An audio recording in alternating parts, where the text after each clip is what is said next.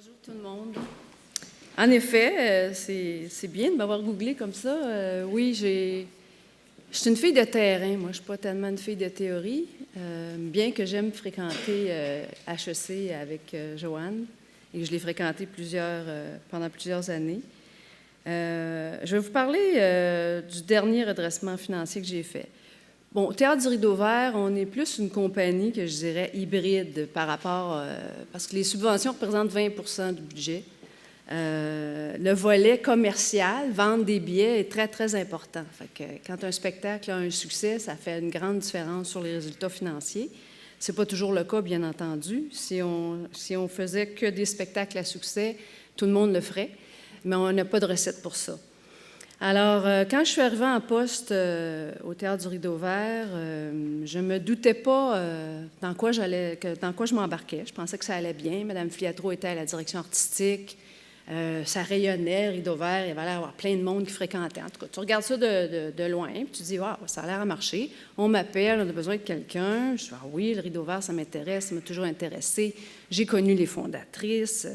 J'aime beaucoup ce théâtre-là. Alors, j'arrive, et puis, même une semaine avant d'entrer en poste, j'ai eu une petite rencontre avec l'agent du Conseil des arts et des lettres du Québec. Puis là, je dis, oui, il y a quelque chose qui ne marche pas, mais en tout cas, je ne suis pas trop sûre. Puis là, je me rends compte que la demande de subvention n'est pas tout à fait complétée. Elle aurait dû l'être. Bref, j'arrive en poste pour me rendre compte que rien ne va plus au niveau de l'organisation, du volet administration et le volet artistique, ça allait quand même. Mme Filiatro, je pense, faisait bien son travail pour faire la programmation, sortir des bons spectacles, mais des bons spectacles, grand déploiement, coûtent cher. On a-tu les revenus pour pouvoir assumer ça? Alors ça, c'était un peu compliqué, mais j'avais beaucoup d'autres chats à fouetter. Et mon premier objectif, donc, ça a été de redonner une santé financière à l'organisme et réaliser la saison suivante, là, on est au printemps, telle qu'elle, parce que Mme Filiatro, elle avait déjà, pris ses engagements. La saison était faite et c'était une saison ambitieuse, comme elle avait fait les années passées. Donc, il s'agissait de focusser. Donc, la première chose que j'ai eu à faire, c'est vraiment que tout le monde se mette à la même heure. Êtes-vous au courant que ça va mal financièrement? Là, je parle au conseil d'administration. Je pense qu'ils n'avaient pas réalisé l'ampleur. Pour toutes sortes de raisons, on n'entrera pas dans les détails, mais ils n'avaient pas réalisé l'ampleur parce que ça va bien, il y a du monde dans la salle. Comment ça que ça va pas bien, tu sais? Ben oui, ça coûte combien à l'autre bout? Fait que tout ça a été quand même... Et aussi des postes clés. La direction de production et la direction des finances, avoir des gens compétents et capables de relever ce défi-là, ce n'est pas évident non plus. J'ai réussi. Et focusser. Là, on s'est dit, bon, là, Denise, on veut faire la saison telle qu'elle, ça prend de l'argent, il va en manquer. Je ne savais même pas combien, parce qu'on était dans la brume, si je peux dire. On n'avait pas encore l'heure juste par rapport au manque à gagner pour équilibrer le budget.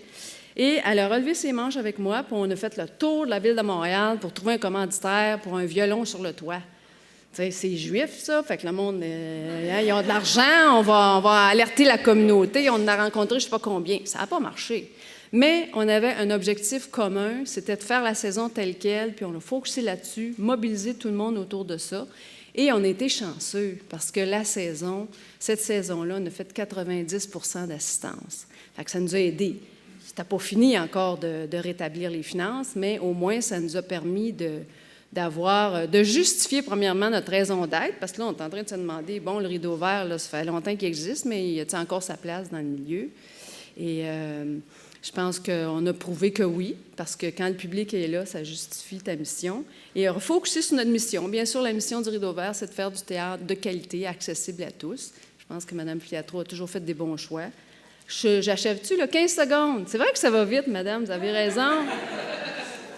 Alors, donc, c'est un success story, mais il faut vraiment mobiliser, focuser sur la mission. C'est ce qu'on a fait.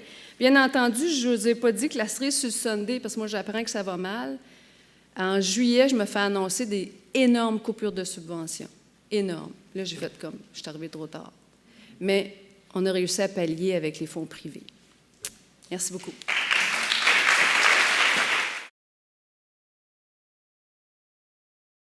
Bonjour. On m'a dit que j'ai 5 secondes pour la synthèse, donc En fait, je voulais simplement peut-être terminer parce que c'est un débat qui va pouvoir se continuer tout à l'heure à la pause et durant le lunch, etc. Je voulais peut-être synthétiser tout ça en 5 mots qui, je pense, résument bien tout ce qu'on a dit. Tout d'abord, la complexité.